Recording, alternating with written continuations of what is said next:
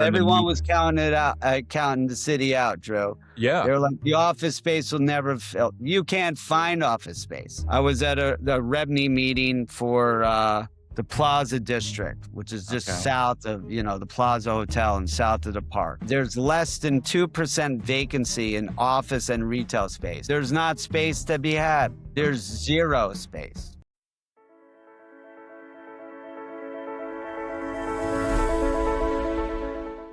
Okay. Welcome back to Property Pulse, everyone, the podcast where we dig into the daily life of property managers, leasing teams, and real estate pros. Today's episode's a little different, though. Instead of speaking with a property manager directly, we're talking with someone who sits a layer above, looking at the bigger picture of leasing and commercial real estate operations. Our guest today is Nate Mallon, co-founder and managing partner of Verada. Did I pronounce that right? Verada. Verada in Brooklyn, New York. Nate That's has right. leased over 300,000 square feet of retail space across New York City and beyond, winning awards like CoStar's Power Broker and REBNY's Henry Hart Rice Achievement Award for orchestrating complex deals like the Brooklyn Brewery relocation. I've been there many times. Nate, welcome to the show. Thanks for having me, Drew. Yeah. And hello out there. Cool. Before we dive in, can you tell our listeners a little bit about your role at, I'm sorry again, Verada? Verada, that's correct. Yep. And what a typical day looks like for you. Yeah, sure. Verada is a boutique commercial brokerage that was founded in Williamsburg, Brooklyn. Our office has since been relocated to the Fred French building, which is about a block from Grand Central. We specialize in new development leasing in North Brooklyn. In short, we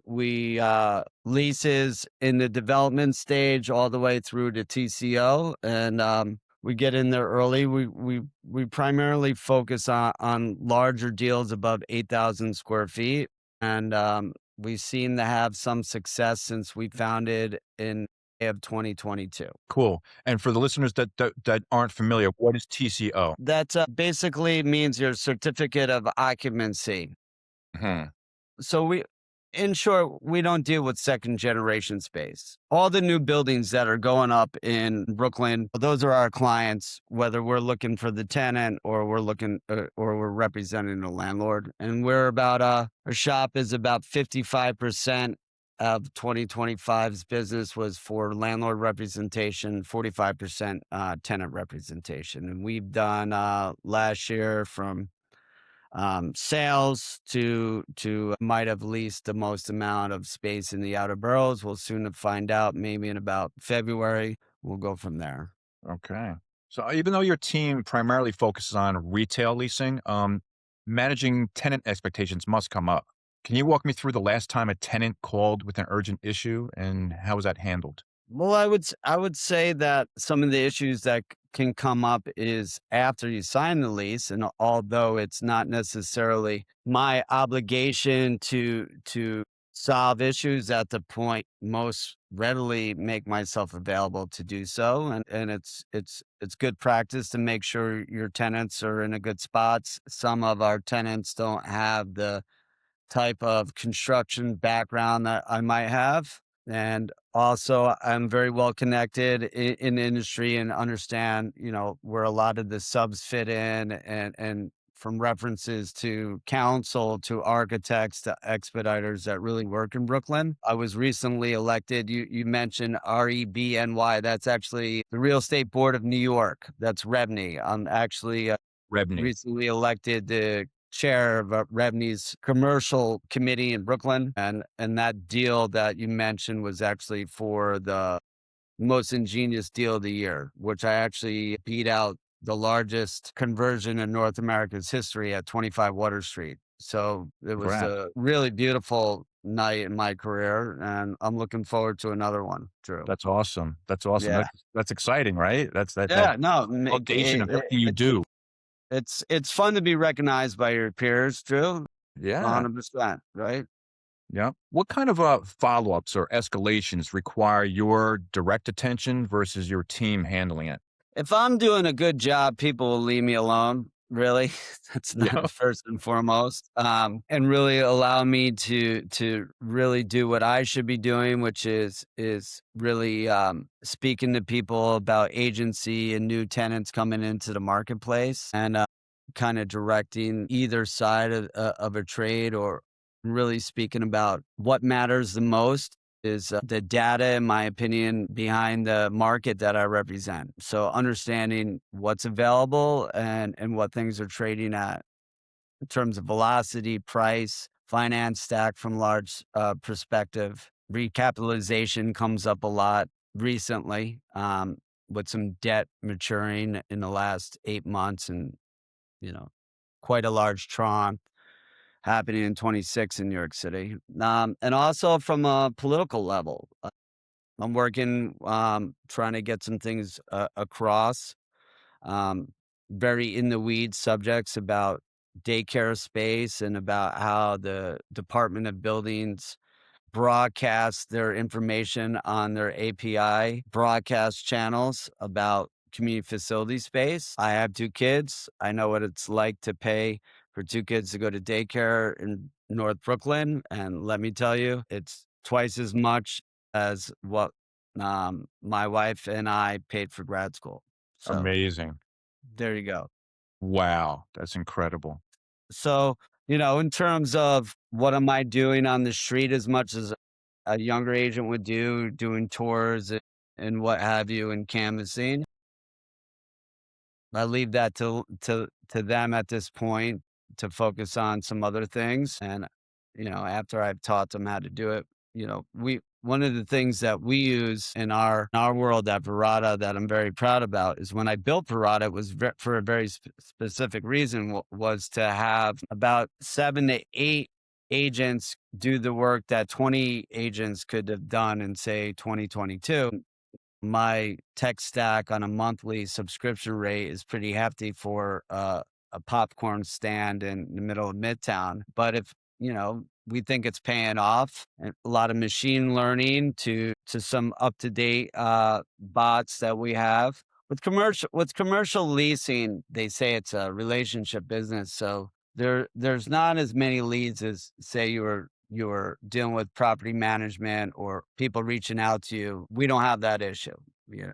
So there's not many landlords that just built $100 million building, Drew, and say, they're not Googling who their brokers should be online, if that makes sense. Yeah, it certainly does for sure. Leasing in Nate, I think leasing in New York City sounds like a full-time adventure for sure, right? Can you walk me Yeah. through a recent prospecting or deal closing scenario from initial contact to signed lease? In the last, say, 30 days, how much have I put in the lease and close? Is that the question? Like, what's your actual question? Yeah, like take Timeline? yeah, like a timeline.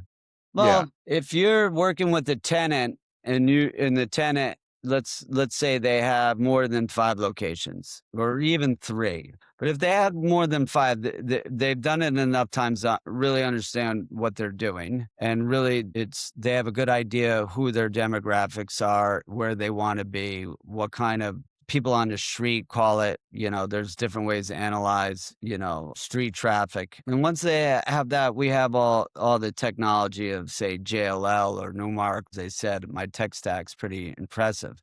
And I spent, $500,000 building out my back end so I can scale without as many agents, right? So we have a pretty good understanding of, once we have conversations with tenants, what they're looking for. And then if you're a market leader, kind of have an understanding of how each landlord would look at a deal. Some are cash strapped. Some want to buy a portion of the lease, meaning that they'll give a bigger TI package to up the per annum rent roll. But there's different ways to go about it. And you have to kind of understand both sides of the equation very thoroughly so you can find a meeting of the minds. Got it.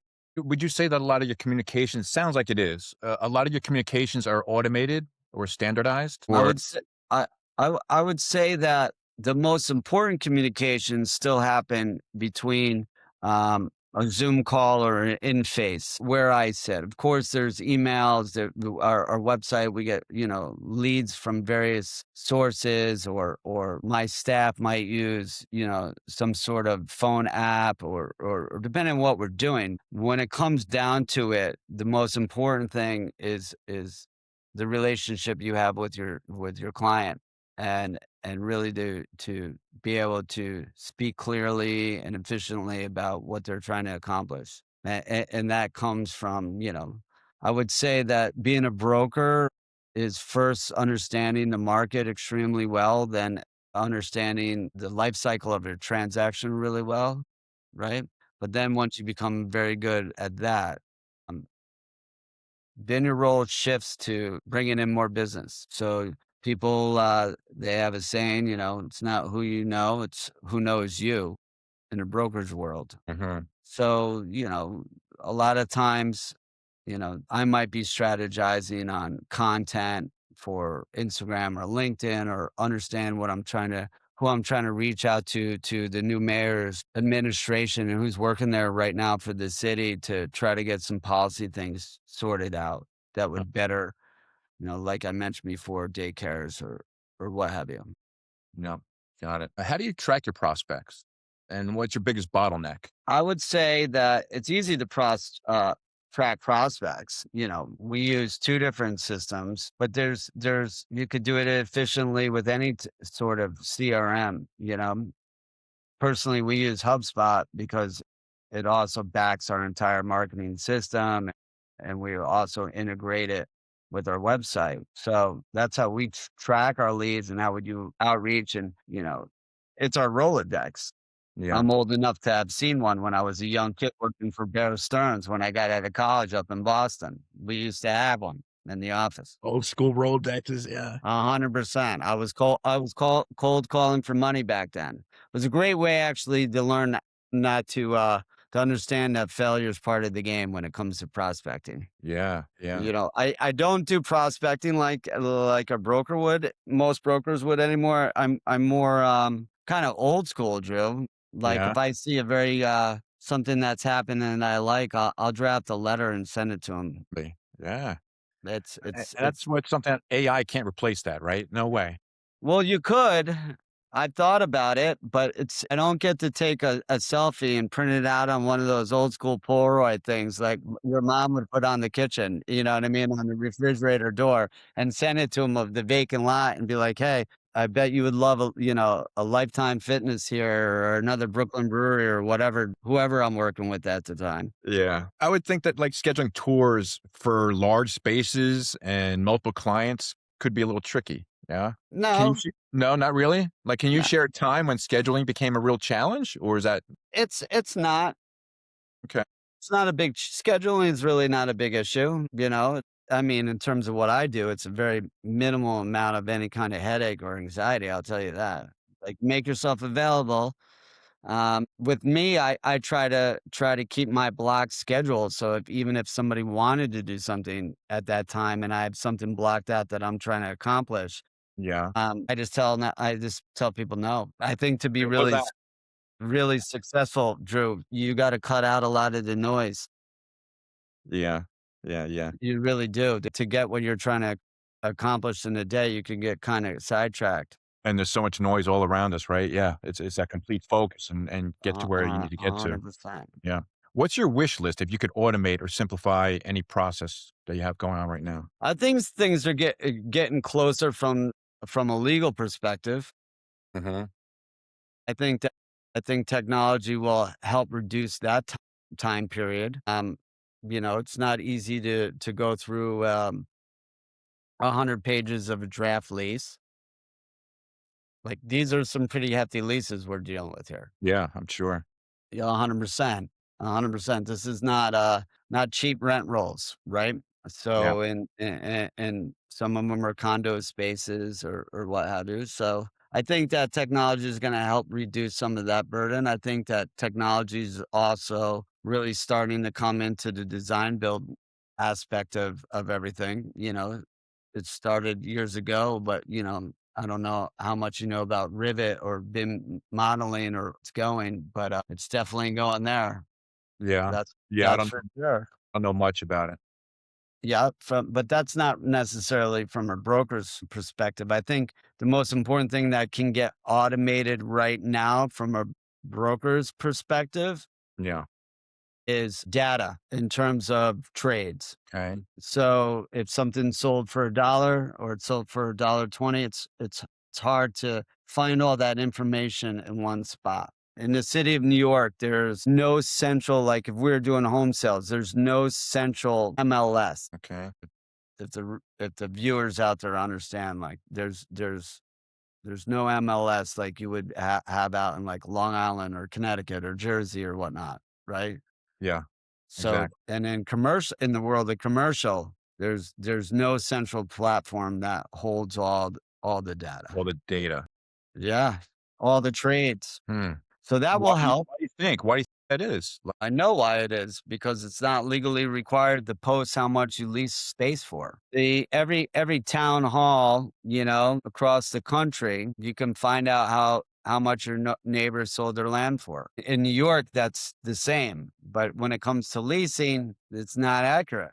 Very similar to if you're trying to really get a handle on, say, you were a property manager that managed 2 or 3 thousand units of residential apartments in the city. There's no central database that actually tells you how much is the concession citywide, how many months free was it, did they knock any price off the amenity fees, what did they do? So it's not there. So you need to look at this from several places, and I think technology is going to help there. Yeah. Do you think that'll ever change? Like, where do you see it going? I don't think it can change until it's legally required to be posted somewhere. And I don't think that That's you would for if you and I had a lease agreement, if you wanted to broadcast that information, but I didn't, how would you resolve that? You wouldn't. yeah, you're right. I wouldn't. So I don't know if maybe this city might look at it one day. There was talks of looking at it when there was a tremendous amount of vacancy in office and retail. But let me tell you, New York City is booming right now. It's booming. Yeah. Absolutely the hottest place on the earth. Booming, booming. Everyone Regardless of thought what it you was, hear in the everyone news. was counting it out, counting the city out, Drew. Yeah. They were like, the office space will never fill. You can't find office space. I was at the REBNY meeting for the Plaza District, which is just south of, the Plaza Hotel and south of the park. There's less than 2% vacancy in office and retail space. There's not space to be had. There's zero space.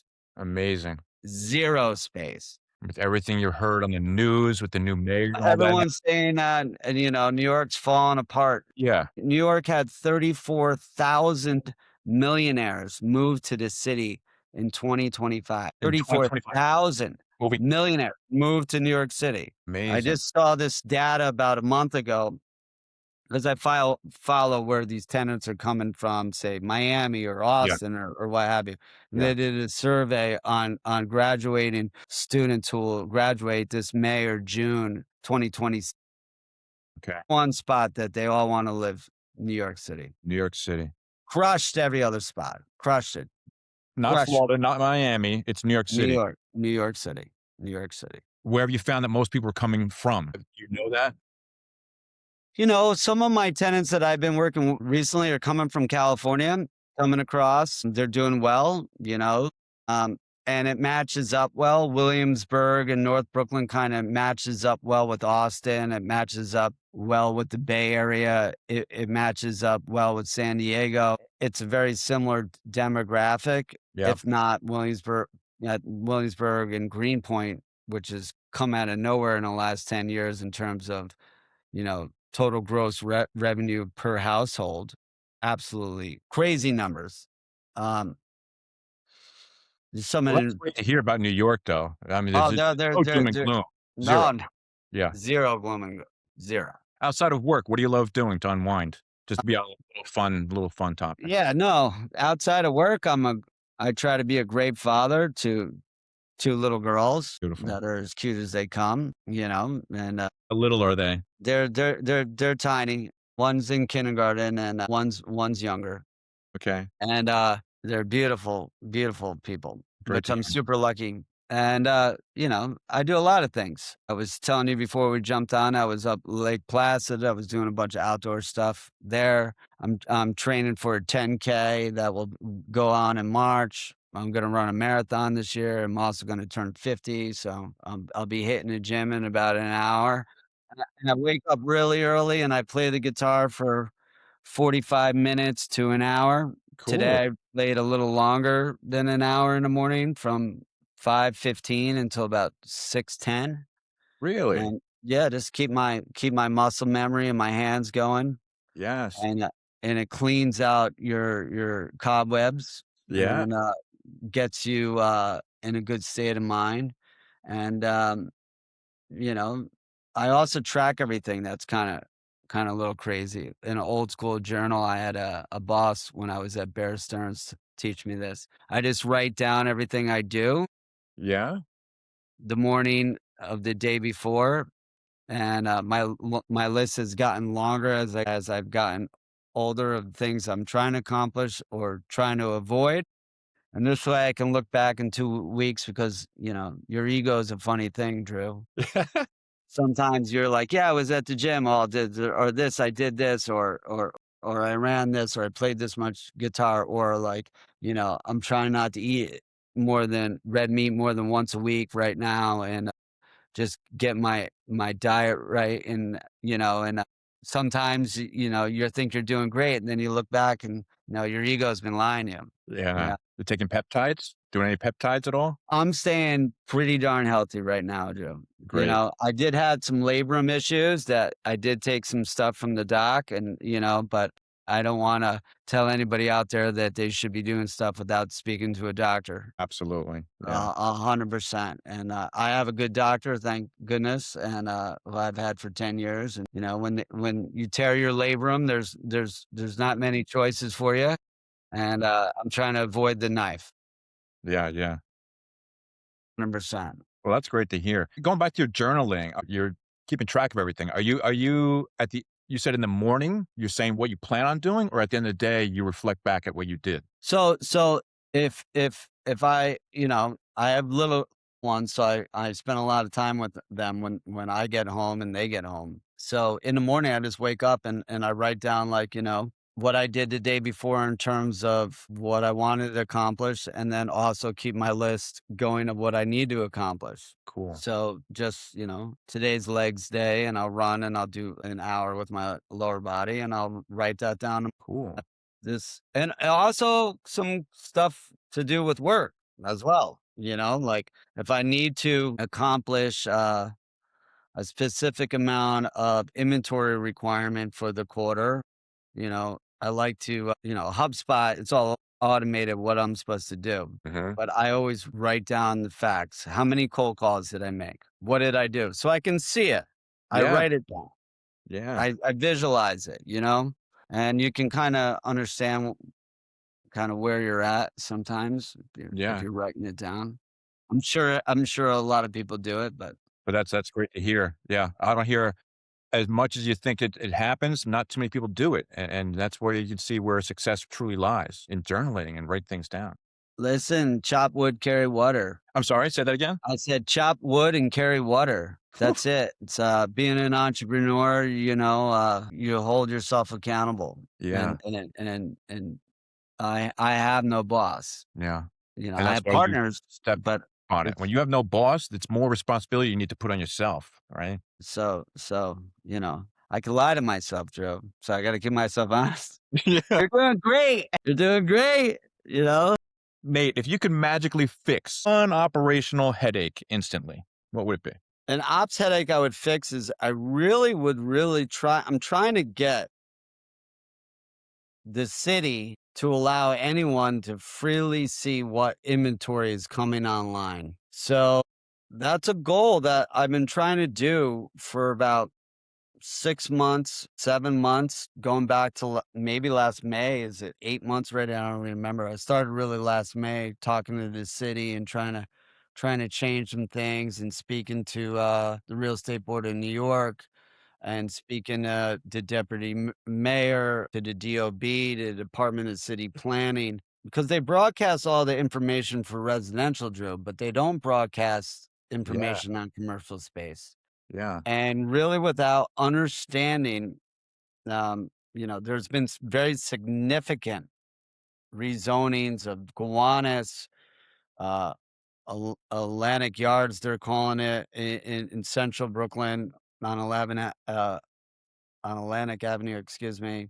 The rezoning, what they just did in Long Island City, which is some of the biggest rezoning in the history of New York City. I'm talking about tens of thousands of new residences. And I can't figure out what building has spaces for ambulatory care, women's health, daycares, all the way up to street retail. And it's when it comes to some of the needs of the neighborhoods and communities, especially when it comes to your children and your own health. It's important, something like, and this is true, the average New York female travels like 52 minutes to get a mammogram. Women's and men's health, no one discusses it, but like, how far are you supposed to go to get a checkup?